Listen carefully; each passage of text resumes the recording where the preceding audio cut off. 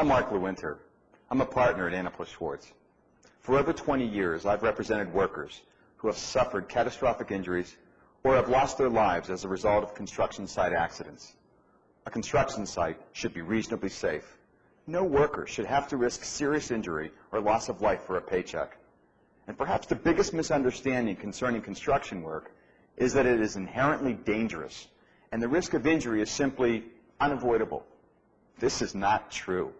It is not the work that is dangerous, but the manner in which the work is performed. Generally, the law prohibits an injured worker from suing their employer. However, other parties may be held responsible.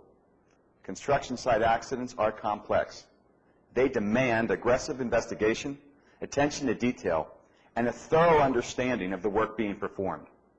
One of our associates in the construction accidents department was a construction worker and a foreman for 7 years before becoming an attorney. His practical experience and knowledge, combined with our legal resources, provide a highly effective litigation team. Should you need legal assistance with a construction site injury, please contact us. Thank you.